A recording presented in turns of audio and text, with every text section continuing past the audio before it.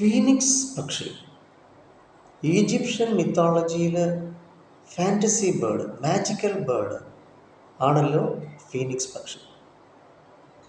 അഗ്നിയിൽ സ്വയം എരിഞ്ഞ് അമർന്നാൽ പോലും, ചാമ്പലായാൽ പോലും, ഭസ്മമായാൽ പോലും തിരികെ മരണത്തെ അതിജീവിച്ചുകൊണ്ട് പറന്നുയർന്നു വരുന്ന ആ ഒരു വിസ്മയം, അതാണല്ലോ ഫീനിക്സ് പക്ഷി. എന്നതുപോലെ ആയിരിക്കണം നാം ജീവിതത്തിൻ്റെ എത്തരം നാശനഷ്ടം, ഏത് തരത്തിലുള്ള ദുരന്തവുമാണെങ്കിൽ പോലും അതിൽ നിന്നുള്ള ഉയർത്തെഴുന്നേൽപ്പ്, റിസറക്ഷൻ ഫ്രം ദ ഡെത്ത്, അതാണ് ഫീനിക്സ് പക്ഷി. ഈ ഫെങ്ഷുയി എന്ന് പറയുന്ന വാസ്തുശാസ്ത്രം, ഫെങ്ഷുയി അനുസരിച്ച് വീടിൻ്റെ തെക്ക് ഭാഗം, സദേൺ പാർട്ട് ഓഫ് ദ ഹൗസിലാണ് ഫീനിക്സ് പക്ഷിയുടെ രൂപം വെക്കേണ്ടത് എന്നാണ്. തെക്ക് ഫയർ എലമെന്റ്. ഹിന്ദു മിത്തോളജിയിൽ ഗരുഡൻ എന്നത് മഹാവിഷ്ണുവിൻ്റെ വാഹനമാണല്ലോ. ഗരുഡൻ തൻ്റെ അമ്മയെ നാഗങ്ങളുടെ അടിമത്തത്തിൽ നിന്നും രക്ഷപ്പെടുത്തി. ബുദ്ധിയും വിവേകവും സാമർഥ്യവും ശക്തിയും കൊണ്ടാണല്ലോ അദ്ദേഹം തൻ്റെ അമ്മയെ അടിമത്തത്തിൽ നിന്നും രക്ഷപ്പെടുത്തിയത്.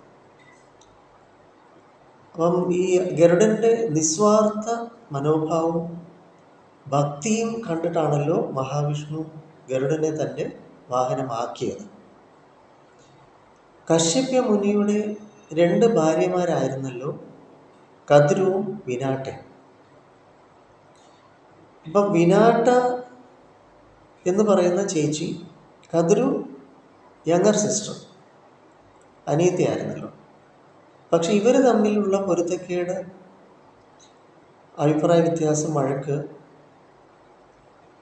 തുടർന്ന് ഈ സ്വന്തം അനിയത്തിയാൽ തന്നെ ചതിക്കപ്പെട്ട്, അപ്പോൾ കദ്രു എന്ന് പറയുന്നത് നാഗങ്ങളുടെ മാതാവാണല്ലോ.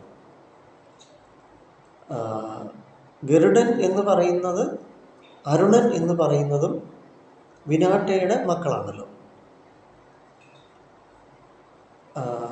സൂര്യദേവന്റെ സാരഥിയാണ് അരുണൻ, അദ്ദേഹത്തിൻ്റെ അനിയനാണല്ലോ ഗരുഡൻ. ഏതായാലും സ്വന്തം കൂടപ്പിറപ്പിനാൽ ചതിക്കപ്പെട്ട, വഞ്ചിക്കപ്പെട്ട, അടിമത്വത്തിലേക്ക് നയിക്കപ്പെട്ട ദുർഭാഗ്യവതിയായിരുന്നല്ലോ വിനാട്ട. എന്നതുപോലെ അന്നേ കാലത്ത്, ഇന്നേ കാലത്തും എക്കാലത്തും കൂടപ്പിറപ്പുകളാണെങ്കിൽ പോലും, രക്തബന്ധമുള്ളവരാണെങ്കിൽ പോലും, ഇന്നേ കാലത്ത് ഭൗതികമായിട്ടുള്ള നേട്ടങ്ങൾ, സാമ്പത്തികമായിട്ടുള്ള ആഡംബരം, അതിമോഹങ്ങൾ എന്നിവയാലൊക്കെ ഇന്ന് ഒരുപാട് ചതിക്കുഴികളിൽ ധാരാളം പേര് വീണു പോവുകയാണ്. അതുകൊണ്ട് നമുക്ക് ബുദ്ധിപരമായിട്ട്, വിവേകപൂർവം, ശിരസ് കൊണ്ട് ആർക്കും എന്ത് സേവനവും കൊടുക്കാം. ഹൃദയം കൊണ്ടുള്ള സ്നേഹം, അപ്പം നമുക്ക് നിഷ്കളങ്കത ജന്മവാസനയാണല്ലോ, നമ്മുടെ പ്രകൃതമാണല്ലോ. എന്നാൽ ബുദ്ധി, വിവേകം, അപ്പം ഗരുഡൻ എന്ന് പറയുന്ന വേദങ്ങളാണ്, വേദാസ്, ശ്രീമദ് നാരായണൻ, അറിവ്, വിവേകം, അതാണ് ഗരുഡൻ.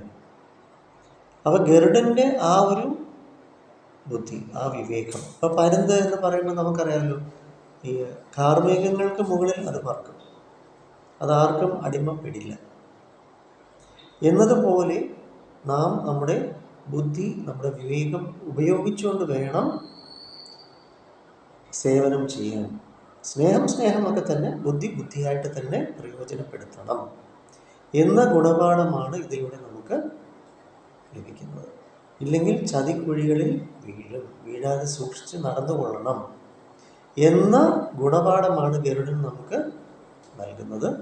ഗരുഡൻ്റെ അമ്മയുടെ അനുഭവം മറ്റാർക്കും ഉണ്ടാകാതിരിക്കട്ടെ എന്നതാണ് മഹാഭാരതത്തിലെ ഈ കഥ നമ്മെ പഠിപ്പിക്കുന്നത്. ഓം നമോ നാരായണായ നമ. ഓം നമോ ഭഗവതേ വാസുദേവായ. കൃഷ്ണം വന്ദേ ജഗദ്ഗുരും.